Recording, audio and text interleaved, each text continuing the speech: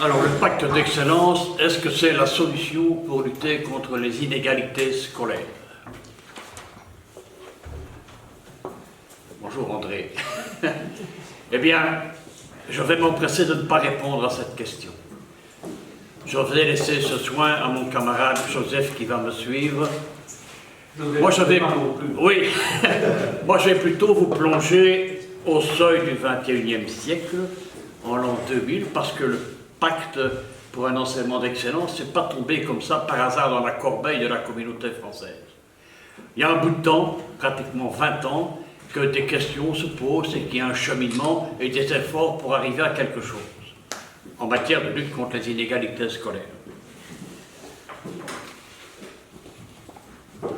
Alors, en 2000 et en 2003, les enquêtes PISA, pour la première fois, orchestrées sous l'Office de la coordination développement de l'économie, donc l'OCDE, étudient les acquis des jeunes à 15 ans en lecture, puis en mathématiques. 3 ans plus tard, donc en 2006, ce sera les sciences, quelles que soient les classes fréquentées. C'est l'âge qui est la référence. Qu'on soit dans le professionnel, dans le technique, dans le général, il n'y en a pas d'importance, c'est à 15 ans. Même dans le spécialisé, à 15 ans. Excusez-moi. Bon. Et à l'occasion... C'est quoi le PISA? Quoi dit? Le PISA, c'est quoi? Le PISA, c'est quoi? Le PISA. PISA. Alors, PISA, ce sont des enquêtes, c'est une enquête, ça a été appelé comme ça. Je ne sais pas, Joseph pourra peut-être répondre. Oui, j'expliquerai tout à l'heure. D'accord. Voilà. Merci. Voilà. Ce sont des enquêtes internationales, Ah bon. faites au niveau de 32 pays à l'époque. Je pense que depuis, il y en a quelques-uns de plus. 105. Voilà. Et donc, bon an, mal an, en tout cas en 2000 et en 2003, ça a concerné 3000 élèves, environ, dans la communauté française, donc Fédération Wallonie-Bruxelles, pour une bonne centaine d'écoles, tous réseaux confondus. Ça va? Alors, qu'est-ce qu'on remarque en 2000 et en 2003, après la publication du rapport, parce qu'ils ne se contentent pas simplement de publier des chiffres, hein, il y a un rapport. En lecture, les élèves, les étudiants de la communauté française, sont 25e sur 32 participants, alors que les Flamands à l'époque sont 3e. Ça pose déjà une question. Voilà. On remarque aussi que 48% des élèves se situaient à un niveau élémentaire de lecture, c'est-à-dire avant le CEB. Pour moi, ça veut dire 4-5e primaire. Nous avons affaire à des gens de 15 ans, hein, je rappelle ça quand même.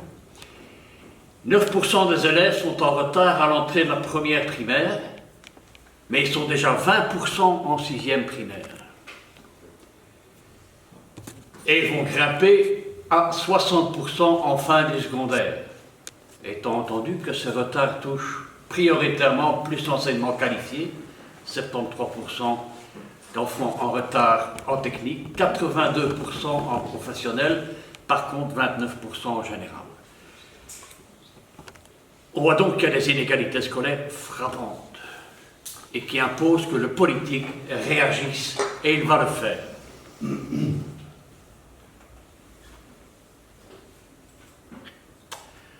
Alors, à l'occasion des élections en 2004, le PS et le CDH concluent un accord de gouvernement qui porte en lui les germes de ce qui va être un futur contrat pour l'école. Il y est écrit dit, l'objectif sera de renforcer la qualité et l'équité de l'enseignement ainsi que l'efficacité dans l'organisation du système. La ministre Maria Arena, qui à l'époque s'occupe de l'enseignement obligatoire, va exiger avant tout débat une déclaration commune. Cette déclaration commune, je rappelle aussi que 15 organisations vont la signer, dont le CLSK, dont la CGSP, dont la FGTB interprofessionnelle. Ça va? Et tout le monde se met d'accord sur un certain nombre de constats. Alors, qu'est-ce qu'on voit? La non-maîtrise des savoirs de base, des compétences terminales qui ne sont pas atteintes par un trop grand nombre d'élèves et un grand nombre de redoublements. Je pense qu'on est dans les 3 premiers pays européens au nombre de redoublements. des différences entre établissements qui alimentent une ségrégation inacceptable. Je l'ai mis en rouge parce que c'est un peu le débat, le sujet qui nous concerne aujourd'hui. Le fait que certaines filières et options, le professionnel notamment, résultent d'un choix négatif. On commence en général, on échoue un an, on recommence une année, ça ne va toujours pas, on vous envoie dans le meilleur des cas vers la technique, autrement si ça ne va pas non plus dans le professionnel. Ça c'est une réalité dans les écoles d'enseignement qualifié.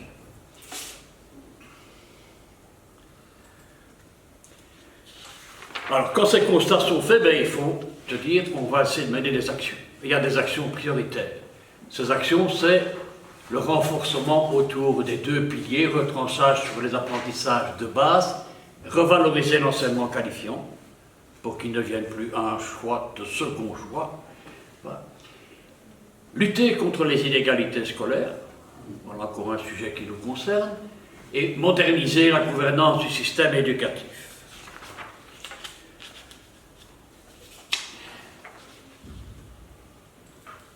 Quand tu vois que j'arrive au bout du temps, tu me le signales, j'accélère. Voilà.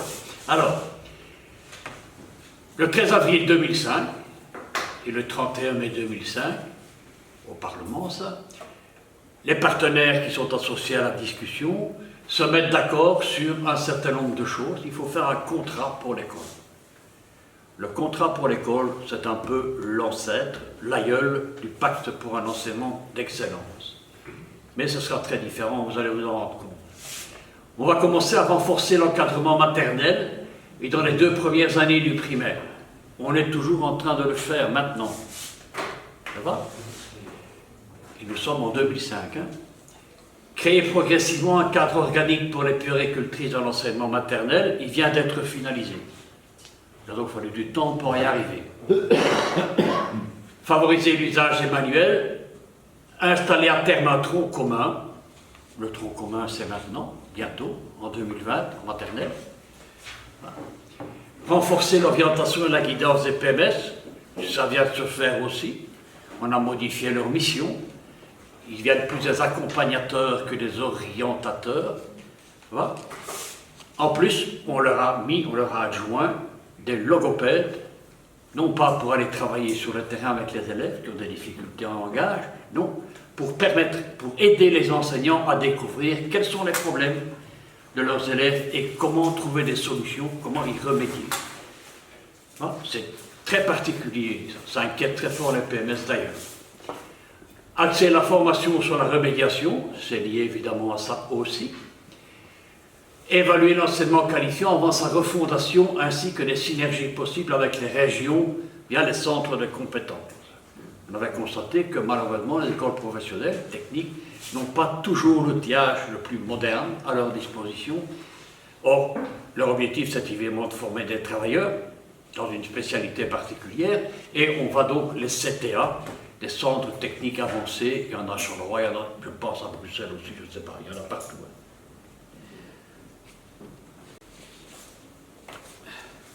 Alors, améliorer le pilotage du système éducatif. On en parle toujours dans le pacte. Les plans de pilotage, c'est un peu quelque chose qui vient de là aussi. On va réformer les titres, améliorer les relations famille-école, revoir la formation initiale des enseignants en lien avec les nouvelles réformes. La nouvelle formation vient de sortir. Elle est restée à l'étude pendant très très longtemps, pour des raisons politiques sur lesquelles je ne m'étendrai pas ici, mais c'est comme ça. Et la mise en place d'actions significatives en matière de lutte contre les inégalités.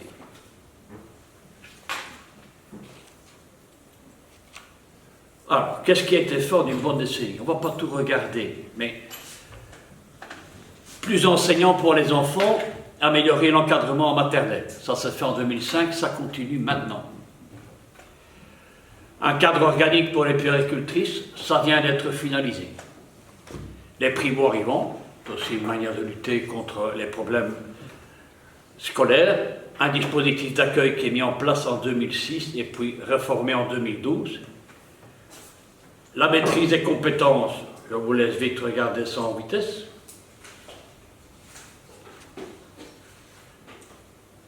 Un certain nombre de décrets dont les PMS, l'encadrement différencié pour les PMS, les politiques conjointes de l'enseignement obligatoire et de l'aide à la jeunesse. Ce n'est pas neutre, ce n'est pas indifférent. Un métier à l'école, je vous laisse lire ça en vitesse. J'ai parlé des CTA depuis 2007. Alors, mieux préparer les enseignants, un décret a été longtemps en préparation. Le manuel scolaire, on va passer. Ça, on va passer aussi. Alors, non aux écoles ghetto. Le décret inscription date de 2007. Certains restent déjà dans la majorité suivante s'ils y arrivent. Je vise le MR ici. De supprimer carrément ce décret. Or, l'objectif, même si c'est très compliqué, l'objectif c'était quand même de lutter contre les écoles ghetto. Et la mixité sociale en 2008, c'est l'encadrement différencié. Voilà. Alors, on continue. Alors, au moment d'entrer dans les travaux pour le pacte pour un enseignement d'excellence, la ministre a demandé au Conseil d'éducation et formation de faire l'évaluation de ce qui avait été fait, donc depuis 2004-2005, et de donner un certain nombre de recommandations pour le pacte. Alors, le Conseil d'éducation et formation demande que ce pacte s'inscrit dans un contexte plus large que l'école. Il n'est pas possible que l'école puisse résoudre tous les problèmes sociaux. Croire ça, c'est une ânerie, ce n'est pas possible. Il faut qu'il y ait des politiques de l'emploi, des politiques de la santé, des politiques du logement. Voilà. Il y a un certain nombre de choses. Malheureusement, on sait que dans notre pays, ce sont toutes des compétences éclatées en différents pouvoirs politiques. Et donc, ce n'est pas toujours facile. Alors, que le pacte fasse objet d'un consensus politique fort qui permette d'étaler les initiatives sur au moins 2 législatures. On sait déjà, le maire d'ailleurs en campagne l'a dit, si on va composer avec eux dans la future majorité, eh bien, on va évidemment supprimer le décret inscription, on va supprimer le tronc commun alors qu'ils avaient à peine de démarrer. Donc le consensus politique fort, je pense qu'il a déjà du plomb dans l'aile, pour le savoir. Voilà.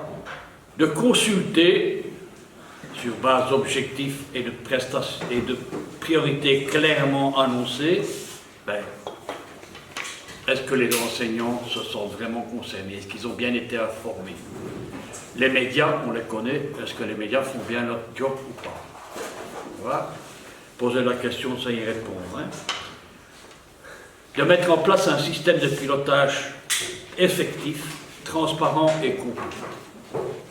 C'est le but des plans de pilotage qui sont prévus d'ailleurs par le contrat, par le nouveau décret qui s'annonce. Alors, d'assurer une culture de qualité, approche qualité, afin de permettre aux acteurs de s'impliquer dans le processus de l'action éducative. C'est d'ailleurs ce qui va se faire avec les plans de pilotage. Hein. Ça, je pense que Joseph pourra vous éclairer là-dessus. Je vois d'ailleurs déjà dans son œil que ça brille. Hein? Pas mal alors. Les lunettes sont sales. Revoir la formation initiale et continue des personnels.